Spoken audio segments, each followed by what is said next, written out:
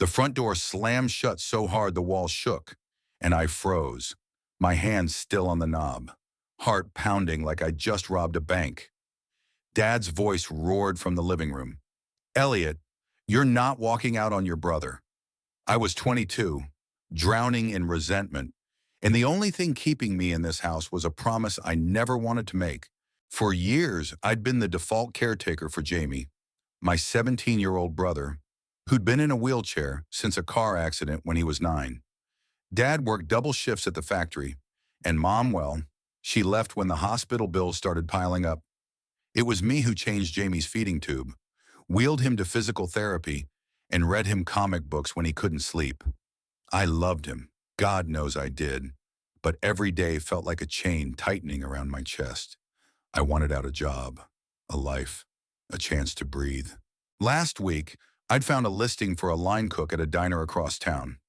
It wasn't glamorous, but it paid enough for a studio apartment, maybe even a fresh start. I'd been sneaking out for interviews, lying to Dad about errands, my guilt gnawing at me like termites in old wood. Jamie didn't know. He just smiled that lopsided grin of his, asking me to describe the city lights he couldn't see anymore. Today, though, everything unraveled. I'd aced the interview, got the job on the spot. The manager, a gruff guy named Sal, shook my hand and said, "Start Monday. Kid, don't be late." I was halfway home, high on the idea of freedom, when I saw Dad's truck in the driveway 2 hours early. My stomach dropped. He wasn't supposed to be home. Inside, Dad was pacing, his face red, knuckles white around a crumpled beer can. Jamie sat in his wheelchair by the couch, eyes wide, sensing the storm. "You think you can just leave?" Dad shouted, tossing the can onto the coffee table. "You think you get to walk away from your family?" "I'm not abandoning him," I snapped, my voice cracking. "I'm trying to live. Dad, I'm not his nurse." Jamie flinched, and that hurt worse than Dad's words. I wanted to take it back, but the truth was out, raw and ugly. Dad stepped closer, his breath sour with anger. "You ungrateful little Jamie needs you. I need you. You don't get to choose." I laughed, bitter and sharp. Choose? When have I ever had a choice? The argument spiraled, years of bottled-up rage spilling out. I yelled about the nights I'd stayed up with Jamie during his seizures, the college dreams I'd buried, the friends I'd lost, because I was always busy. Dad fired back, calling me selfish, saying family came first.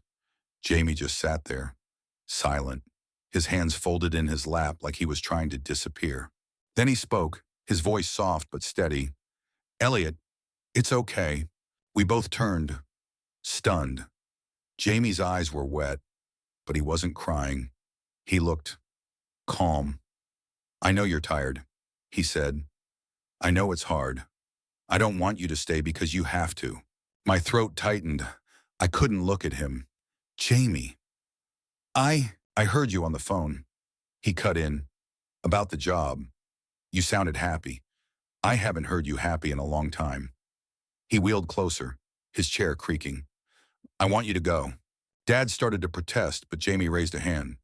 For the first time, he wasn't the kid brother I had to protect. He was someone stronger than both of us. "Dad, stop," he said. "Elliot's done enough. Let him live." The room went quiet, the kind of silence that feels like the world holding its breath. I looked at Jamie, really looked at him, and saw not just the kid I'd carried for years, but a young man who understood me better than I understood myself. Dad slumped into a chair, his anger deflating. I can't do this alone," he muttered.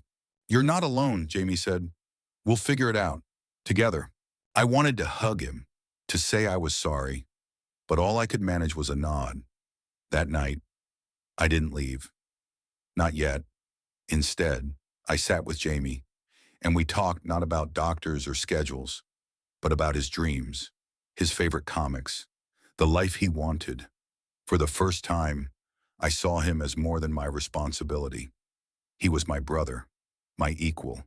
The next morning, I called Sal and asked if I could start part-time. I'd work mornings, come home in the afternoons. Dad promised to cut back his hours, and we started looking for a homemade to fill the gaps. It wasn't perfect, but it was a start. Days turned into weeks, and I found a rhythm. The diner job gave me purpose, a slice of life that was mine. But coming home to Jamie, reading to him, laughing over stupid jokes felt different now. It wasn't a burden, it was a choice. One night, Jamie showed me a sketch he'd been working on, a shaky pencil drawing of the city skyline. "I want to see it someday," he said. "For real." I smiled, my chest warm. "We will, Jamie, I promise." That promise felt lighter than the ones I'd made before. It wasn't born of guilt or duty, but of love, real, messy, human love.